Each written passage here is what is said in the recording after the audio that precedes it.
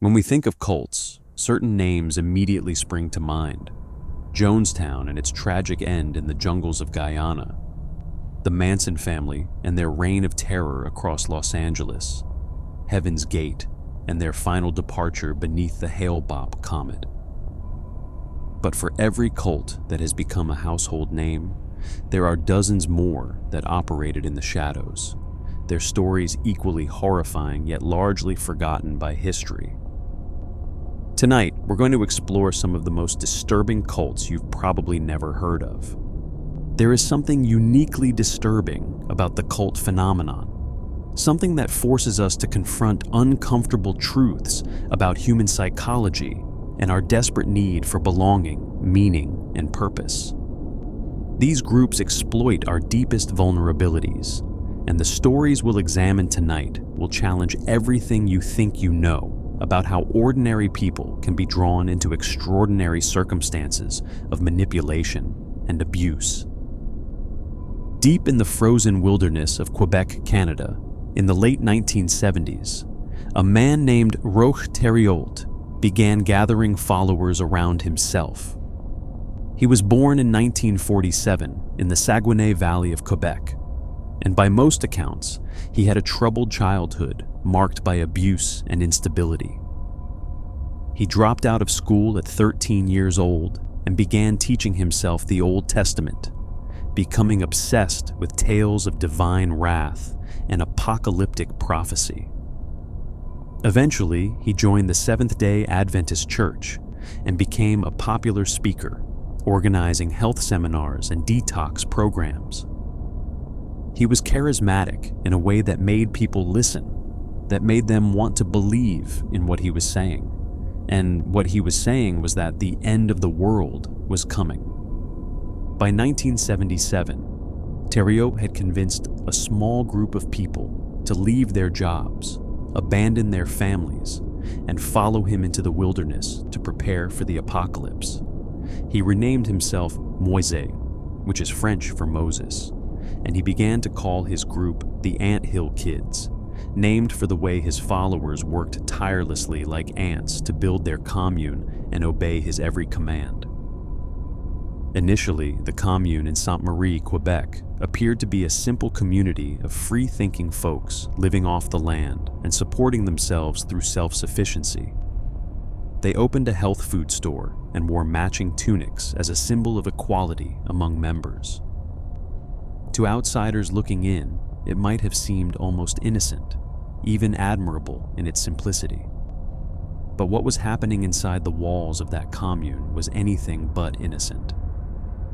Thériault established himself as the absolute authority over everything and everyone within the group. He maintained multiple wives and concubines, eventually fathering at least 26 children with his female followers. He prohibited members from speaking to each other without his explicit permission and conducted what he called gladiator tournaments, where followers were forced into a dirt ring to fight each other for his entertainment. The punishments he inflicted upon anyone who displeased him escalated steadily over time.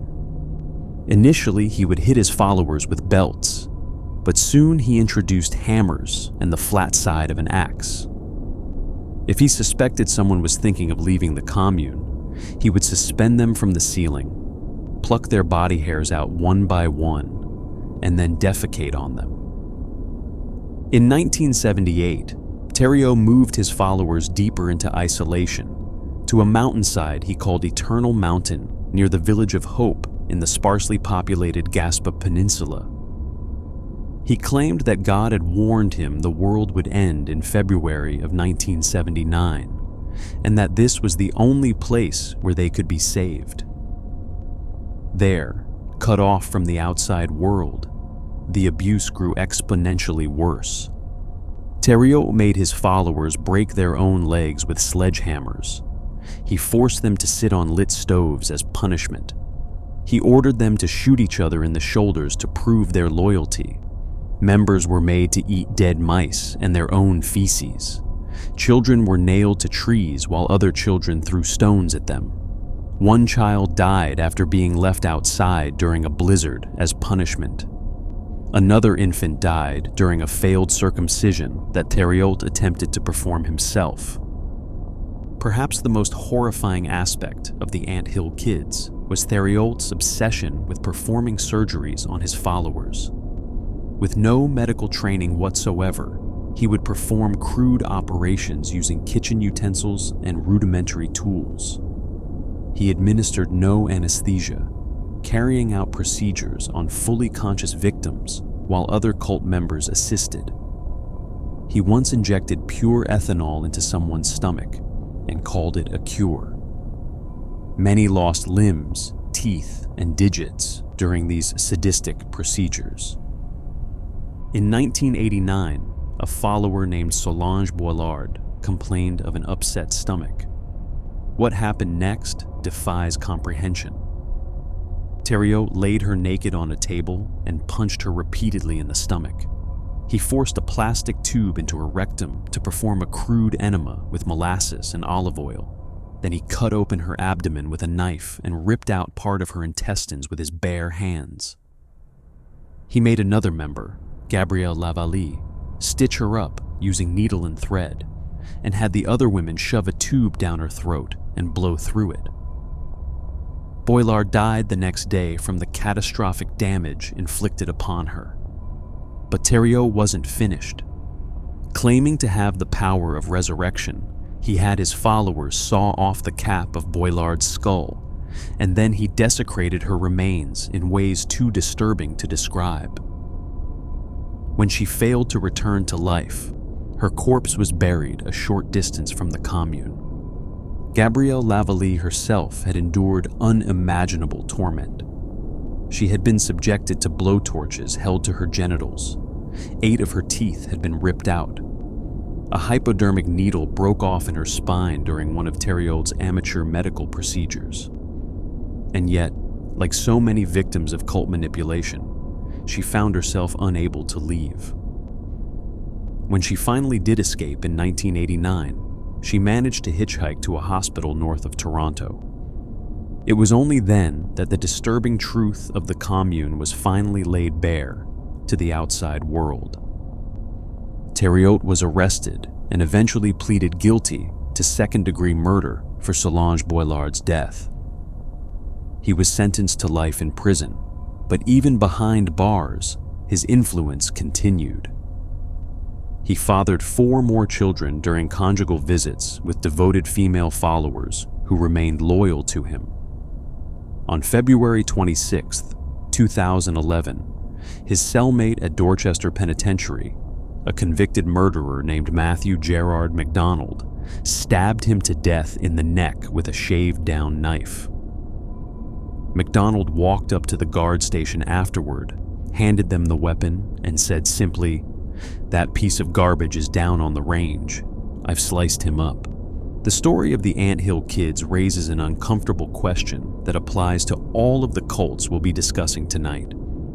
How do ordinary people end up in such extraordinary circumstances of abuse? How does a charismatic speaker transform a group seeking spiritual enlightenment into a collection of brutalized victims who nonetheless remain devoted to their abuser? The psychology of cult manipulation is complex, involving isolation from support networks, gradual escalation of control, exploitation of existing vulnerabilities, and the creation of an alternate reality where the leader's word is absolute law. By the time victims realize the extent of their situation, they often feel they have no way out, nowhere to go, and no one who would believe them. What makes Thériault's case particularly disturbing is the way he operated in plain sight for so long. Provincial authorities had long held suspicions about the commune due to the particularly primitive living conditions of its membership. But because the commune was officially registered as a church, officials were legally unable to investigate the adults and could only ensure the welfare of the children. Family members of cult members, unable to make contact with their loved ones, continually asked police to investigate. It was not until the mid-1980s that an investigation resulted in the removal of 17 children from the commune. But even then, Thériault managed to convince social workers and law enforcement that he was merely a member of a healthy, nature-focused community. The children born into the Anthill Kids commune faced unimaginable horrors from infancy. One child, Eliezer Lavallee, was left outside to die in freezing temperatures by his own mother, who feared the boy would not survive Thériault's wrath if he proved difficult. The total number of children who suffered under Thériault's rule reached at least 26, most of whom he had fathered himself with his multiple wives. These children knew no other world, no other reality beyond the one Thériault had constructed for them. Speaking of satanic panic and extraordinary claims, we need to travel south from Canada to a place that might seem like an unlikely setting for such horror: the working-class city of Fall River, Massachusetts. This is a city already notorious for one famous murder case, the axe killings attributed to Lizzie Borden in 1892. But nearly a century later, in 1979 and 1980, Fall River would become the center of another series of murders, these ones allegedly committed by members of what came to be called the Fall River Cult.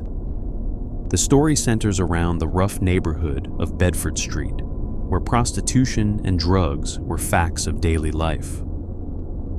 In this environment, a man named Carl Drew ran his operation. Drew was a pimp who controlled sex workers through fear and intimidation, and he claimed to be a devoted follower of Satan. He called himself the son of Satan and held his workers in thrall through threats of supernatural retribution. But Drew was not the only dangerous figure in this world. There was also Robin Murphy, a 17-year-old who was herself a pimp wannabe, and who was described by those who knew her as psychologically unstable and prone to violence. Before she was even 10 years old, Murphy had already been dabbling in the occult. In October of 1979, the body of 17-year-old Doreen Levesque was found under the bleachers of Demon Regional Vocational Technical High School in Fall River. She had been killed violently, her head crushed. The following month, in November, another young woman named Barbara Raposa was murdered, though her body would not be discovered until January of the following year. Then, in February of 1980, 20-year-old Karen Marsden disappeared. Portions of her skull would be found 2 months later. Her body was never recovered. What made these cases so sensational was the involvement of satanic ritual elements, or at least the appearance of them. Witnesses came forward describing ceremonies in the woods where victims were offered as sacrifices to the devil. Murphy claimed that Drew orchestrated these killings as offerings to Satan, that she watched him chant in inhuman languages and paint crosses on participants' foreheads using the victims' blood. The details were graphic and horrifying, fitting perfectly into the satanic panic that was gripping America at the time. Carl Drew was convicted at trial and sentenced to life in prison without the possibility of parole for the murder of Karen Marsden, based largely on the testimony of Robin Murphy. Murphy herself had pleaded guilty to second-degree murder in exchange for testifying against Drew. She received a life sentence with the possibility of parole. Another man, Andy Maltese, was convicted and sentenced to life in prison without parole for the murder of Barbara Raposa. But here is where the story takes a turn that complicates everything we think we know. In the years following the convictions, witnesses began recanting their testimony. They claimed police had pressured them into their statements, that the satanic elements had been suggested to them by investigators rather than emerging organically from their own observations. Robin Murphy herself eventually retracted her testimony, claiming she had lied about Drew's involvement and her own role in the murders. She said she had tailored her testimony to match what the district attorney's office wanted to hear, that she had been a teenage victim of sexual abuse who was manipulated by law enforcement and prosecutors. A recent documentary series on the case suggested that the satanic cult may never have existed at all, that the ritual elements were a product of moral panic and police suggestion rather than actual devil worship. Former Detective Alan Sylvia, who worked the case for 3 years, maintains that there was never any organized satanic cult, and that Murphy herself used the notion of Satanism simply to intimidate the sex workers she was trying to control. He believes Murphy was present at all 3 murders and participated in all of them. The truth may never be fully known. Drew remains in prison, maintaining his innocence. Murphy was paroled in 2004, returned to prison in 2011 for violating her parole, and was paroled again in 2024 after recanting her statements about Drew's involvement. No one was ever convicted for the murder of Doreen Levesque. The case stands as a cautionary tale about how moral panic, sensationalized media coverage, and aggressive prosecution can combine to create a narrative that may or may not reflect what actually happened. What we can say with certainty is that 3 young women lost their lives in Fall River during those terrible months. Karen Marsden, who was caught between the competing forces of Drew and Murphy, became a witness to events she never should have seen and paid the ultimate price for what she knew. Her body was never fully recovered, only portions of her skull found months after her disappearance. Barbara Raposa and Doreen Levesque were equally tragic figures, young women living on the margins of society who met violent ends. Whether those ends came at the hands of satanic cultists, rival pimps, or something else entirely may never be definitively established. The Fall River case also highlights the particular vulnerability of people engaged in survival sex work. These victims were not prioritized by law enforcement until sensational claims of satanic ritual made their deaths newsworthy. The investigation focused more on the spectacular claims of devil worship than on the actual lives of the women who had died. In the documentary that revisited the case decades later, former investigators acknowledged that the victims were often referred to as low-life prostitutes, their deaths treated as somehow less significant than those of more respectable citizens. This attitude may have contributed to an investigation that prioritized closing cases over finding truth. From the satanic panic of 1980s America, we must now travel to the heart of Africa, to the East African nation of Uganda, where a different kind of apocalyptic cult would meet a far more devastating end. The movement for the restoration of the 10 Commandments of God was formed in 1989 by Joseph Kibwetir and Credonia Morinde.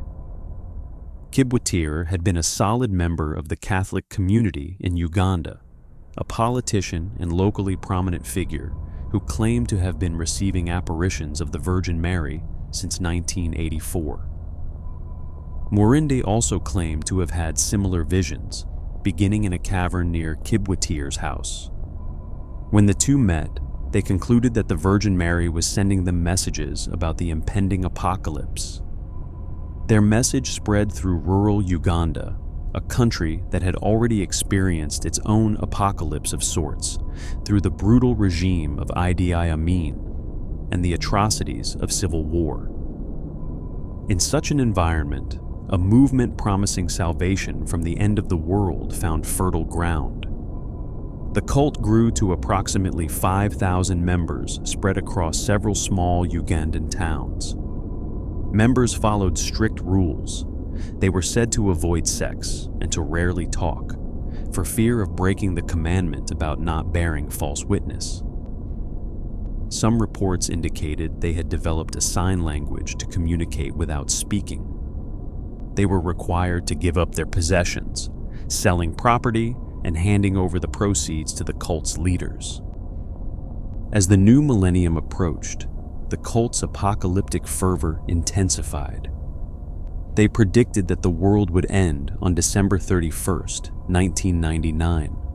Members sold their property cheaply, gave away their belongings, and ceased all work in the fields in preparation for the end.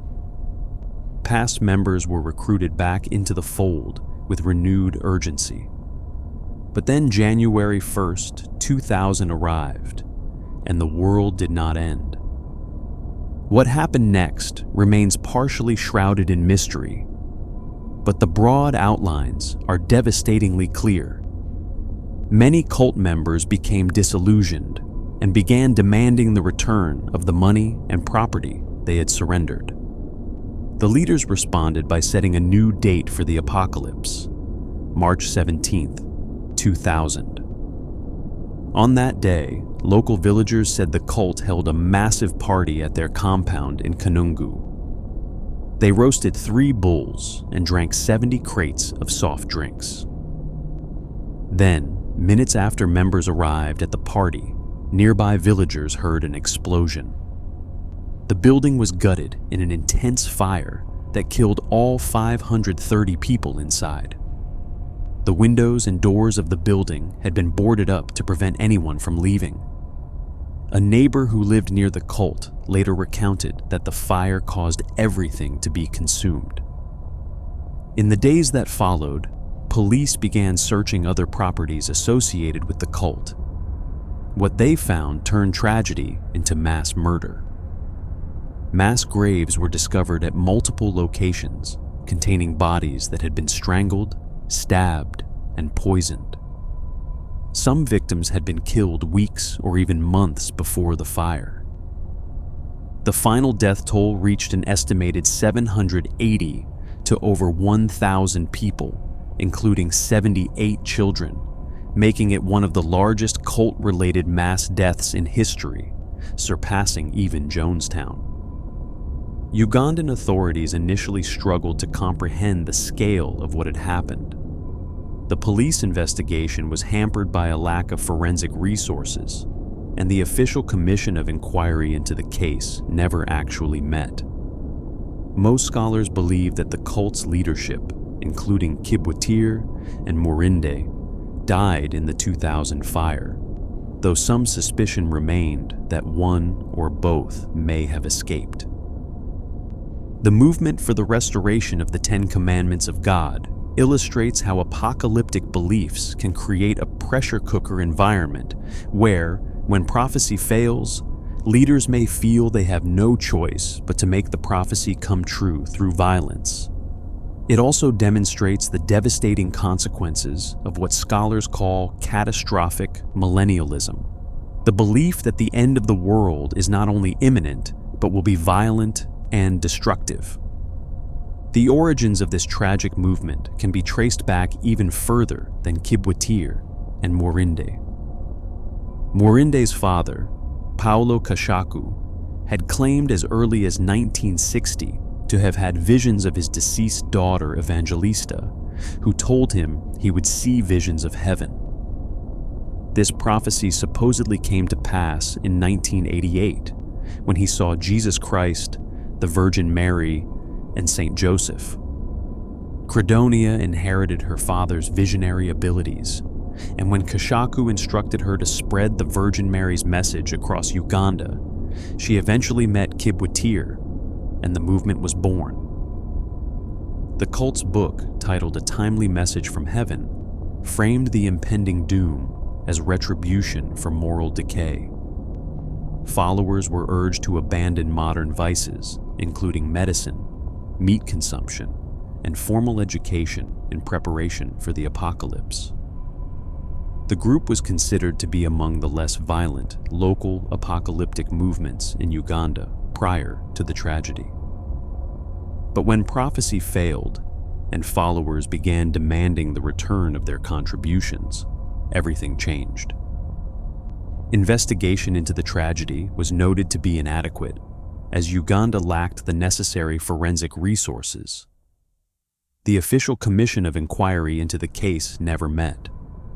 The scholarly response was minimal, And most of what we know about the movement for the restoration of the Ten Commandments of God comes from media reporting rather than first-hand investigation. Ugandan Bernard Attaweer, who lost several family members in the incident and wrote a book about the case, lamented that the interest shown by researchers was miserably low.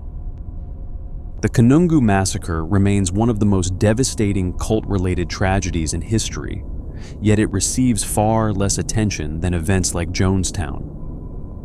Perhaps this is because it occurred in a remote African nation rather than involving American citizens abroad.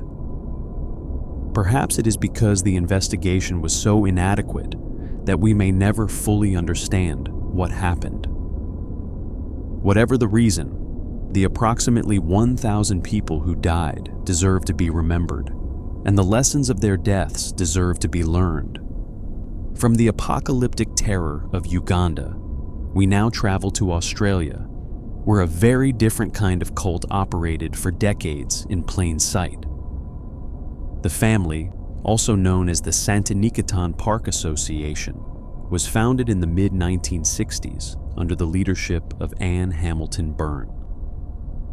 Born Evelyn Grace Victoria Edwards in 1921 in the Victorian town of Sale, Hamilton Byrne was the eldest of 7 children in a working-class family. Her mother, Florence, was intermittently hospitalized for mental health issues and claimed to communicate with the dead. She spent nearly 30 years in an asylum, classified as a paranoid schizophrenic. After the death of her first husband in a car accident in 1955, Hamilton Byrne experienced what she would later describe as a spiritual awakening. She changed her name, became a yoga instructor, and began attracting followers who believed she possessed special wisdom. When she met Dr. Raynor Johnson, a retiring physicist from the University of Melbourne, everything changed. Johnson was captivated by her charm and introduced her to doctors, nurses, and lawyers who were seeking New Age wisdom. These professionals, drawn from Melbourne's medical and intellectual establishment, became the core of what would become the family. Hamilton Byrne taught a mixture of Christianity and Hinduism with elements of other Eastern and Western religions, claiming that spiritual truths were universal. But the central belief that bound the group together was the conviction that Hamilton Byrne herself was the reincarnation of Jesus Christ, a living God among mortals. Her followers genuinely believed she possessed supernatural powers and could guide them to enlightenment. Under the influence of LSD, which was used frequently within the group, Hamilton Byrne came to believe that she needed to collect children from birth. Some scholars suggest she believed these children would help repopulate the world after an imminent apocalypse. Beginning in the early 1970s, the family began acquiring children through various means. Some were the offspring of cult members. Others were obtained through fraudulent adoptions, facilitated by the doctors, nurses, and attorneys within the group who could easily navigate the necessary paperwork. Some were taken from unwed mothers who believed their children were going to good homes. In all, 28 children became part of the family. All of them were given the surname Hamilton Byrne and were told that Anne was their biological mother. They were raised in seclusion at a rural property called Uptop on Lake Eildon in central Victoria. Isolated from the outside world, they were homeschooled by women known as aunties, loyal cult members who lived with and taught the children. The cult's motto was unseen, unheard, unknown, and it was strictly enforced. To make the children appear as biological siblings, Hamilton Byrne had their hair bleached blonde and kept in identical styles. They wore matching outfits, creating the appearance of a perfect Aryan family. But behind this carefully constructed facade, the children endured horrific abuse. They were subjected to starvation diets, frequent beatings, and psychological torment. Doses of psychiatric drugs, including fluphenazine, diazepam, haloperidol, and numerous others, were frequently administered to keep them docile. When the children reached adolescence, typically around 14 years old, they were compelled to undergo an initiation process involving LSD. While under the influence of the powerful hallucinogen, the child would be left alone in a dark room, receiving visits only from Hamilton Byrne or one of the cult's psychiatrists. This terrifying experience was meant to cement their devotion and demonstrate the spiritual power of their mother. The family operated a psychiatric hospital called New Haven Hospital in Kew, where many staff and attending psychiatrists were members of the cult. Patients at the hospital were sometimes recruited into the group and administered LSD as part of their treatment. The hospital served as both a recruitment ground and a way to funnel money into the organization. By the 1980s, police estimated that Hamilton Byrne's fortune was as much as 50 million Australian dollars. The cult might have continued indefinitely had it not been for one teenage girl's rebellion. In 1987, 14-year-old Sarah Moore was expelled from the group because of her defiant behavior against Hamilton Byrne. After leaving, she eventually went to the police and told them everything. On August 14, 1987, authorities raided the Uptop property and removed the children, who were taken into protective custody.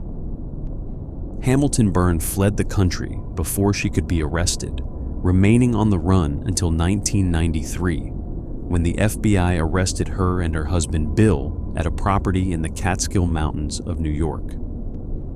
Due to legal complexities, they were only ever convicted of fraud offenses related to forged birth certificates. They avoided jail entirely and were fined just $5,000 each. Hamilton Byrne was never prosecuted for child abuse due to concerns about the children's capacity to testify. She died in June 2019, aged 97, her mind ravaged by dementia, but her body never having faced true justice for her crimes. Retired Victorian detective Lex DeMann, who led the investigation into the family, called Hamilton Byrne the most evil person he had ever encountered. Upon hearing news of her death, he said no one was sad, that it was a day to celebrate rather than mourn. The survivors of the family continue to carry the physical and psychological scars of their upbringing, though many have worked to build healthy lives in the decades since their rescue. One particularly disturbing story illustrates the psychological control Hamilton Byrne maintained over her followers. Sarah Moore, who was responsible for finally exposing the cult, had been raised from infancy believing Hamilton Byrne was her biological mother. She only learned the truth about her identity as a teenager, when she discovered that her real mother had been a single woman who was told her baby was going to a good home. The cult's doctor had arranged for the deception. Sarah spent years struggling with questions of identity after learning that her entire childhood had been built on lies.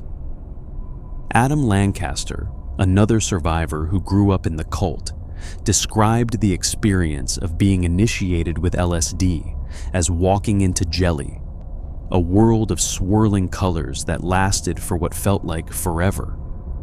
He and the other children had no frame of reference for understanding what was happening to them. They believed Hamilton Byrne's claim that she was responsible for these visions, that she possessed divine power. The drug experiences cemented their devotion and made them more pliable to her control. Dave Whitaker, whose parents were senior cult members, summed up life in the family simply: there was only one rule, to do absolutely everything she told you. He described Hamilton Byrne as someone you did not argue with, someone whose authority was absolute and unquestionable. The children learned this lesson through repeated physical punishment, through starvation, through the constant threat of worse to come. What makes the family particularly chilling is how long it operated and how little Hamilton Byrne faced in terms of legal consequences.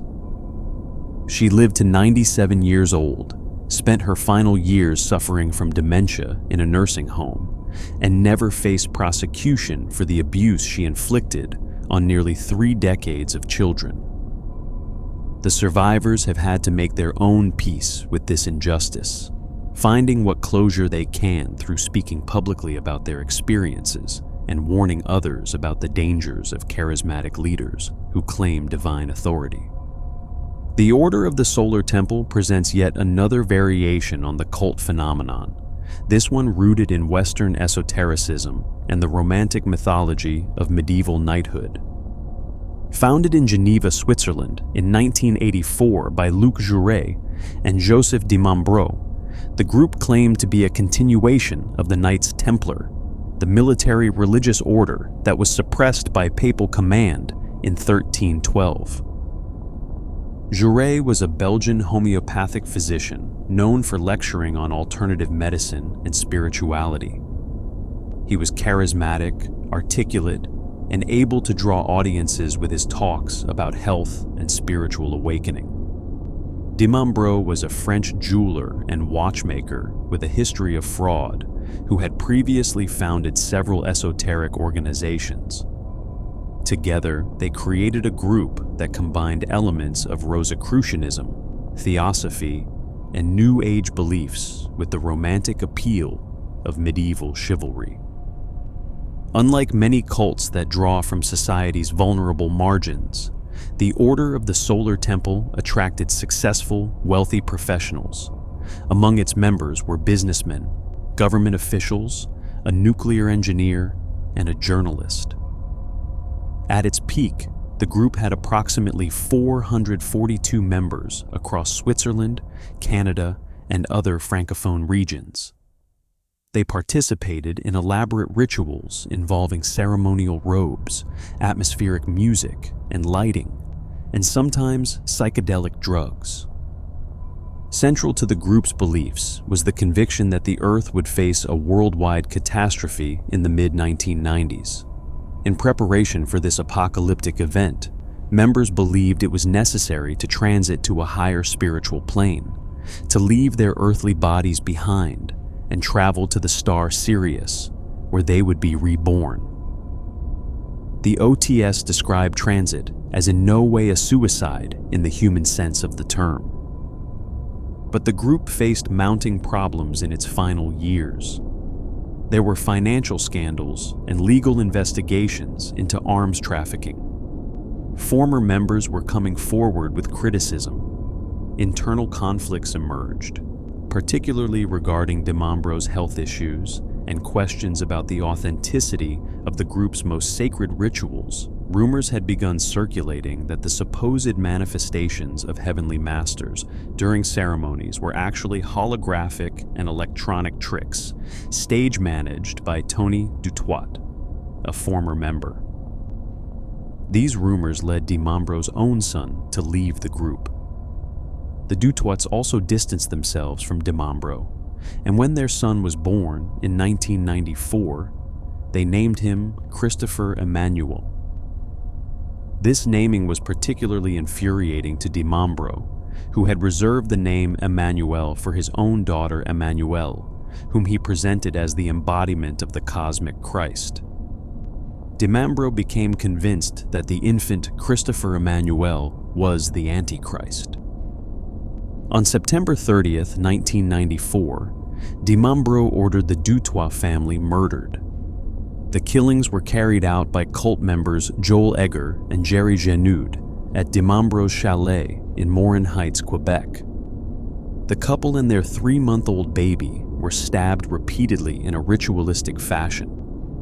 A wooden stake was driven through the infant's heart because he had been designated the Antichrist. A few days later, on October 4th and 5th, the main transit occurred. In Cherry, Switzerland, 23 bodies were discovered in a burning farm, arranged in a circular pattern like the spokes of a wheel. all wearing ceremonial robes. Another 25 bodies were found in Grange-sur-Salvan, in burning chalets. Both Juré and Dimambro were among the dead. In Morin Heights, the bodies of the Dutois and their killers were found, along with the bodies of several other cult members who died in a fire that consumed Dimambro's chalet. In total, 53 people died in the October 1994 events. Subsequent investigation revealed that some were genuine suicides who had chosen to participate in the transit willingly. Others were murdered, having been designated as traitors. Still others may have consented to being killed by fellow members, but were perhaps not fully aware of what the transit actually entailed. Many had been lured to their deaths with the promise that money they had contributed to the group would be returned to them. 7 of the dead were children. But the tragedy of the Solar Temple did not end there. On December 23, 1995, 16 more former members killed themselves in a forest near Grenoble, France. And on March 22, 1997, 5 additional members died in a house fire in Saint-Casimir, Quebec. In total, 74 people died in connection with the Order of the Solar Temple. The Solar Temple deaths shocked Europe and played a major role in strengthening the anti-cult movement, particularly in France and other Francophone countries. The case challenged assumptions about who is susceptible to cult recruitment, demonstrating that education, wealth, and professional success offer no immunity to charismatic manipulation. The deaths left behind a complex web of questions that has never been fully untangled. The group's testament letters, mailed by Patrick Vornet just before the suicides, divided the dead into 3 categories: the awakened, who chose to transit voluntarily; the immortals, who needed assistance to make the journey; and the traitors, who were executed for betraying the movement. This classification scheme helps explain why some bodies showed signs of willing participation in the ritual, while others appeared to have been murdered. Patrick Vornet himself died in the December 1995 mass suicide in France, following through on the testament's call for remaining members to join their comrades on the journey to Sirius. He was the son of Jean Vornet, the famous French skiing champion and businessman. His death brought renewed attention to the case and demonstrated that the group's ideology had survived the deaths of its founders. The only high-ranking member to survive the tragedies was Michel Tabachnik, a Swiss composer and conductor who had been involved with Dimambro and the group's activities. He was charged with participation in a criminal conspiracy on the theory that his writings and lectures had incited followers to commit suicide. After a controversial trial in 2001, he was acquitted of all charges. He maintained that he never approved of the suicides and regarded himself as a scapegoat for a tragedy he had no power to prevent. Perhaps the most disturbing aspect of the Solar Temple case is how close it came to going unnoticed. Had the fires fully destroyed the evidence, had the bodies not been discovered, the group might have achieved something close to the mystical transit they envisioned, a collective disappearance that left no trace behind. Instead, the botched burning of the buildings meant that investigators could piece together what had happened, though the psychological and spiritual dynamics that led to such extreme action remain difficult to fully comprehend. From the esoteric mysteries of the Solar Temple, we turn now to what may be the most politically sinister cult on our list, Colonia Dignidad, the Dignity Colony, established in Chile by a former Nazi youth member named Paul Schaefer. This story intertwines religious fanaticism with political terror in ways that are almost impossible to comprehend. Schaefer was born in Germany in 1921 and reportedly attempted to volunteer for the SS during World War II. After the war, he established a religious-based orphanage, but was soon accused of molesting children. Facing criminal charges, he fled Germany in 1959 and eventually made his way to Chile, where he purchased a 4,400-acre ranch in a remote area about 340 kilometers south of Santiago. Beginning in 1961, Schaefer brought German immigrants to this property, establishing what he called Colonia Dignidad. The community was ostensibly an agricultural operation, producing wheat, corn, and German specialties like bratwurst that were sold throughout the region. They also operated a hospital and school that served local Chilean families, presenting a public image of German efficiency and charitable community service. But behind the fence that surrounded the compound, behind the watchtowers and guard stations and vicious watchdogs, something very different was happening. The approximately 300 settlers, known as colonos, lived under a totalitarian regime that made the outside world seem like paradise. Members worked in complete silence from dawn to dusk, forbidden from interacting with members of the opposite sex. Children were separated from their parents immediately after birth and raised in gender-separate dormitories by stern aunties and uncles. Contact with the outside world in any form, including radio, newspapers, and even calendars, was strictly forbidden. Schaefer kept everyone in line through violence and fear. Beatings were administered freely by an all-male council of his closest deputies. Children were punished with electric shocks to their bodies, including to their genitals. Psychiatric drugs were administered to keep members docile and compliant. Those who tried to escape were hunted down and returned for punishment that defied description.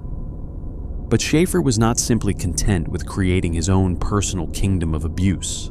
He sought political power and protection, and he found both in 1973 when General Augusto Pinochet came to power through a military coup. Schaefer and Pinochet were natural allies. Both were violent authoritarians who viewed themselves as saviors, protecting their people from the communist threat. The arrangement between them was mutually beneficial. Schaefer received the right to dig for gold and uranium, exemption from taxes, and complete immunity from investigation. He could import whatever he needed and export his products without oversight. Escapees from the compound would be captured and returned rather than assisted by Chilean authorities. In exchange, Schaefer gave Pinochet a Mercedes-Benz limousine and, more importantly, provided his expertise in torture. Colonia Dignidad became one of the secret detention, torture, and execution centers for the DINA, Chile's National Intelligence Directorate. Political dissidents were brought to the compound, where they were held in underground prisons and tortured using methods that Schaefer and his followers had perfected over years of abusing their own members. Electric shocks, mutilation by dogs, and worse awaited anyone unfortunate enough to be sent there. Many disappeared entirely. Their bodies never recovered. A 1976 United Nations report addressed the connection between Pinochet and the Colonia, and Amnesty International found evidence of torture at the site.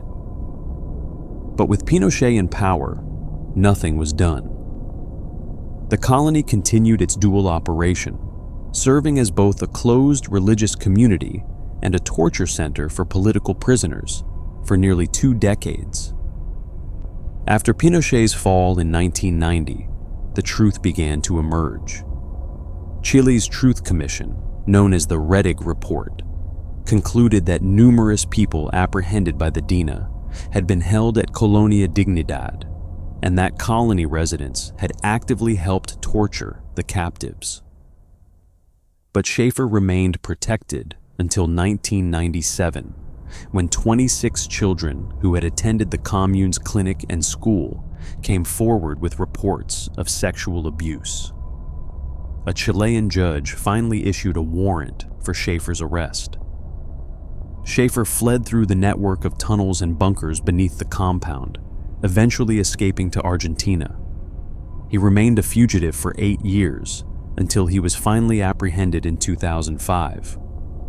Upon searching the compound, authorities discovered an arsenal that included 100 assault rifles, 90 submachine guns, thousands of hand grenades, and surface-to-air missiles. In 2006, Schaefer was sentenced to 20 years in prison for the sexual abuse of 25 German and Chilean children, torture, illegal weapons possession, and murder.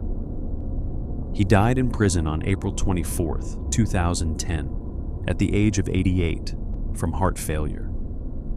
At the time of his death, he was still under investigation for additional crimes, including the 1985 disappearance of an American mathematician named Boris Weisfeiler, who went missing while hiking near the colony. Today, the former Colonia Dignidad has been renamed Villa Baviera and operates as a tourist destination, complete with a hotel and restaurant serving German cuisine. This transformation has been controversial, with some comparing it to opening a McDonald's in Auschwitz. For the survivors and the families of those who were tortured and murdered there, the wounds remain open. One story in particular illustrates the sadistic nature of Schaefer's rule. According to accounts from survivors, one December, the children of the colony became excited about the imminent arrival of Santa Claus. Schaefer asked one of his followers to dress up as Santa and visit the gathered children. Then, in front of the assembled young people, Schaefer drew a pistol and shot Santa, who collapsed into a nearby river and disappeared beneath the surface. As far as the terrified children knew, this monster had murdered Santa Claus in front of them. It was psychological torture of a particularly cruel kind, designed to strip away any innocent belief in kindness or goodness. Chilean psychiatrist Dr. Niels Biederman, who made monthly trips to the former colony to study the psychology of its inhabitants after its closure, offered observations about how Schaefer achieved such control. Everything was done to further the religion, he explained. Like in any sect, the Colonos had a strong attachment to their spiritual leader. There was a complex network of emotional connections in the Colonia. It was not a concentration camp system in which prisoners tend to think of themselves as individuals. It was a community, and the children suffered most of all. The international dimensions of the case remain troubling. German diplomats and intelligence agencies were aware of what was happening at Colonia Dignidad for decades, but took no meaningful action. Political parties in Germany maintained connections with the colony. When survivors finally began coming forward with their stories, they found that the institutions they expected to protect them had been complicit in their suffering all along. Schaefer himself remained defiant to the end. During his trial, he showed no remorse for his actions and maintained that everything he had done was in service of his religious mission. He died in a prison hospital, having spent only 5 years incarcerated for crimes spanning nearly half a century.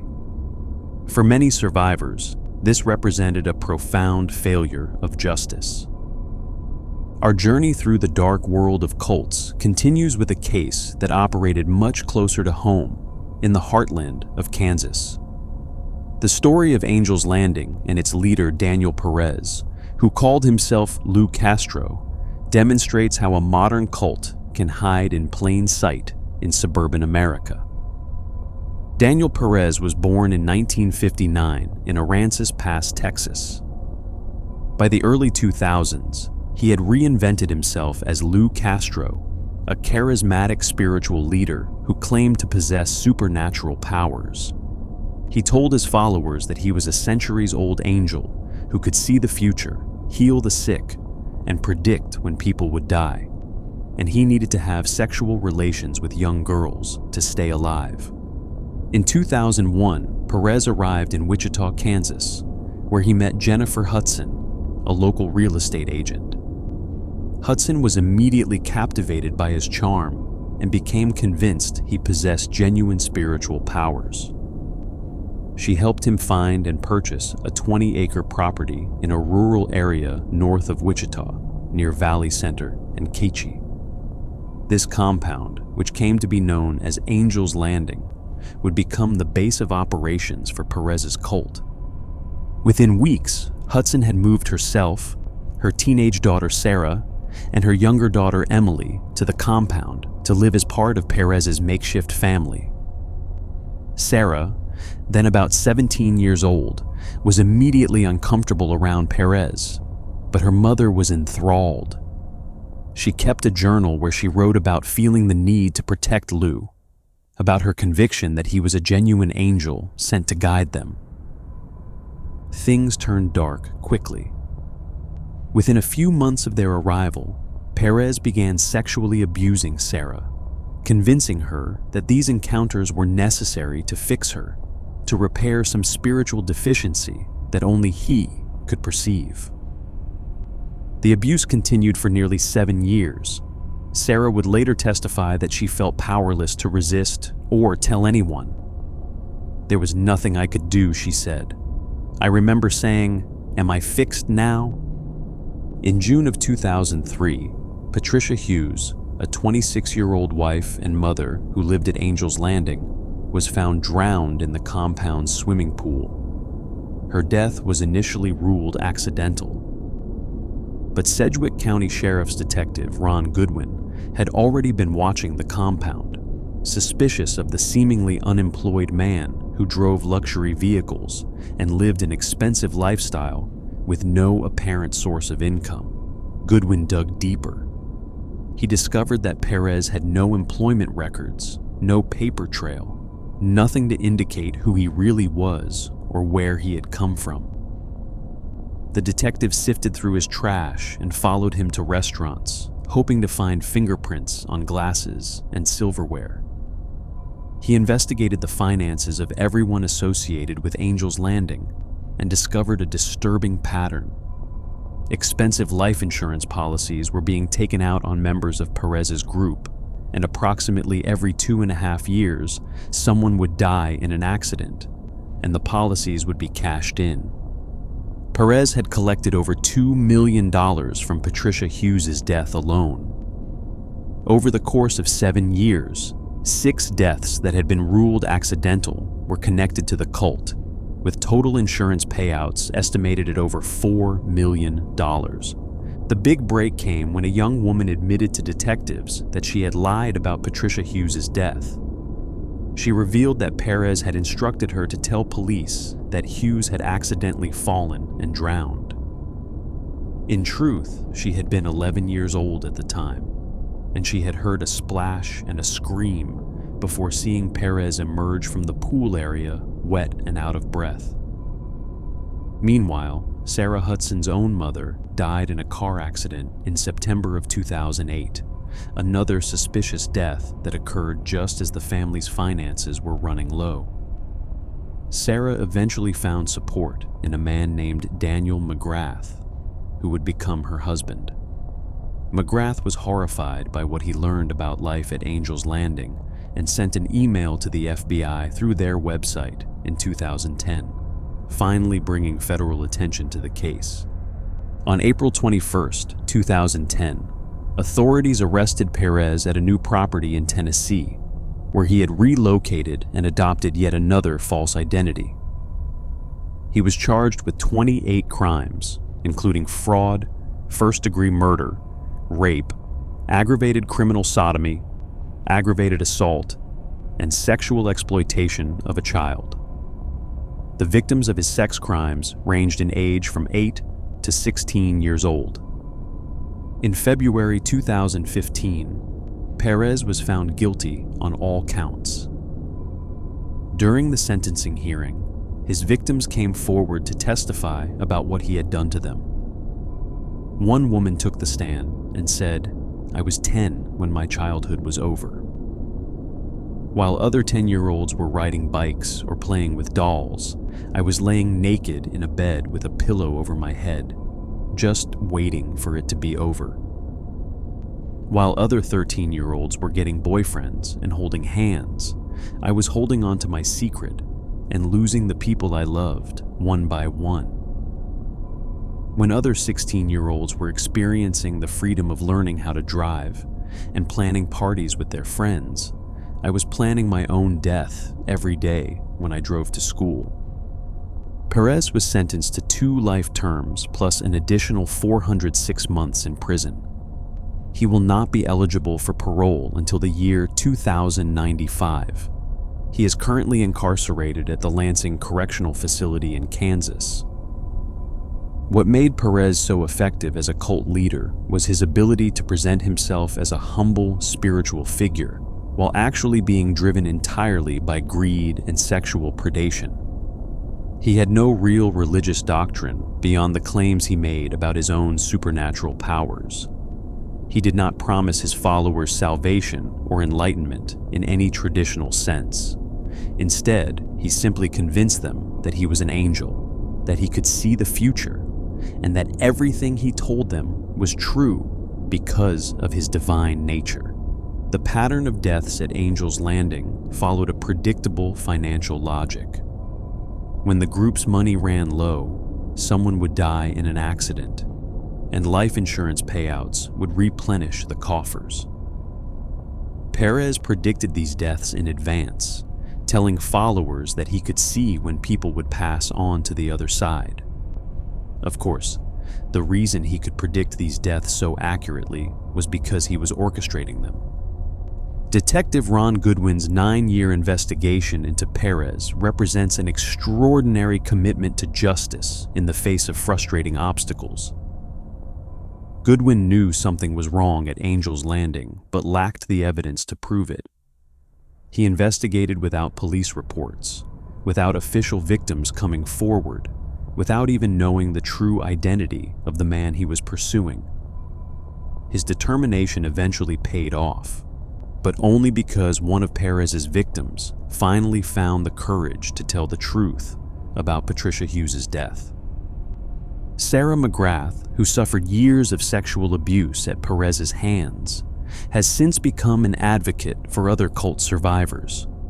She has spoken publicly about her experiences and participated in documentaries designed to warn others about the dangers of charismatic manipulation. Her message is that survival is possible, that life can be good after the storm, but that recovery requires support, understanding, and a willingness to speak truth about what happened. The Angel's Landing case also demonstrates how cults can exist in seemingly ordinary American communities without anyone noticing. The compound was not hidden in remote wilderness or behind high walls. It was a property in a rural area near Wichita, visible to neighbors and passers-by. Yet the abuse continued for years because Perez had created a self-contained world where his word was law, and no one on the inside felt able to challenge him. Our final story takes us to the remote Amazon town of Altamira in Para, Brazil, where a UFO cult called the Superior Universal Alignment perpetrated one of the most disturbing series of crimes in Brazilian history. Founded in 1981 by Valentina de Andrade, the cult taught beliefs that represented a radical departure from traditional religion. De Andrade claimed to have been contacted by extraterrestrial beings who warned her of the imminent end of the world. She taught that God, as traditionally understood, did not exist, and that Jesus was actually an alien Messiah sent to Earth by advanced extraterrestrial civilizations. Only by following her instructions could salvation be achieved. But the most disturbing aspect of the Superior Universal Alignment's doctrine was its stance on children. De Andrade convinced her followers that children born after 1981 were embodiments of evil, possessing the potential to hinder humanity's cosmic salvation. In a book she wrote called God, The Great Farce, she wrote, "Watch out for children. They are unconscious instruments of the great scam called God and his evil collaborators." The text called children violent and recommended paying special attention to those born after 1981. Between 1989 and 1993, at least 19 boys between the ages of 8 and 14 went missing in the remote town of Altamira. When bodies began to be discovered, the manner of death was beyond comprehension. The children had been kidnapped, tortured, sexually abused, and mutilated. Their genitals had been removed, apparently with surgical precision. Some had their eyes gouged out and their hands chopped off. Human bite marks were found on their bodies. Some had signs indicating their organs had been removed. One survivor, a boy who managed to escape his captors, later identified his attackers. His testimony shocked Brazilian society because the perpetrators were not marginalized criminals, but respected members of the community. 2 doctors, a wealthy businessman, a police officer, and Valentina de Andrade herself. A search of properties associated with cult members turned up registers, guns, hooded cloaks, approximately 100 videotapes of cult ceremonies, and Satanist publications, including de Andrade's 200-page book. Brazilian authorities suggested the cult was connected to satanic groups internationally. The investigation and prosecution were plagued by difficulties. The crimes had occurred in a remote region where the legal system was susceptible to the influence of powerful locals. No autopsies were properly performed on the corpses. No forensic examinations were conducted at the crime scenes. Evidence connecting the accused to the specific murders was largely circumstantial. Nevertheless, in 2003, several prominent members of the cult were convicted. Dr. Césio Brandão received a 56-year sentence. Businessman Amelton Madeira Gomes was sentenced to 57 years. A former police officer, Carlos Alberto Santos Lima, received 35 years. Dr. Anício Ferreira de Sousa received the harshest sentence of 77 years. But Valentina de Andrade herself was acquitted. Her defense presented documentation showing she was not in Altamira when some of the crimes were committed. The jury voted 6-1 to set her free. She fainted after the judgment and received medical treatment, while victims' families protested the decision in the courtroom. Complicating the case further, after its closure, a serial killer named Francisco das Chagas Rodrigues de Brito was arrested and confessed to 42 murders, including 12 in Altamira. This cast doubt on whether the cult members were truly responsible for all the crimes attributed to them. The truth may never be fully known. De Andrade continued to lead her religious movement and remained free until her death. The Superior Universal Alignment reportedly still operates today, maintaining a website and continuing to attract followers who either do not know or do not care about the horrific crimes associated with its origins. The Altamira child emasculations, as they came to be known, represent perhaps the most disturbing intersection of religious fanaticism and criminal violence we have examined tonight. The deliberate targeting of children, the surgical precision of the mutilations, and the involvement of respected community members, including doctors and police officers, creates a picture of evil that is difficult to comprehend. What drives people to commit such acts in the name of religious belief? The Superior Universal Alignment taught that children born after 1981 were obstacles to humanity's cosmic salvation, embodiments of the evil that the group claimed God represented. De Andrade's followers apparently believed that by eliminating these children, they were serving a higher purpose, protecting humanity from spiritual destruction. This is the danger of absolute ideology. When any belief system claims total knowledge of cosmic truth, it can be used to justify almost any action, no matter how horrific. The case also highlights the challenges of administering justice in remote regions where powerful locals may be able to influence legal proceedings. The investigation was hampered from the start by the lack of proper forensic procedures. Evidence was lost or never collected. Witnesses were intimidated or discredited. And in the end, the mastermind behind the cult's ideology walked free while her followers served lengthy prison sentences. For the families of the murdered boys, justice has never truly been served. They lost their children in unimaginably horrible circumstances and then watched as the legal system failed to hold all responsible parties accountable. The mothers of the victims protested the acquittal of De Andrade, their grief and outrage filling the courtroom. But the legal process had run its course, and there was nothing more to be done. These are stories we wish we did not have to tell. Stories of manipulation and abuse, of charismatic leaders who exploited the deepest human needs for meaning, community, and spiritual connection.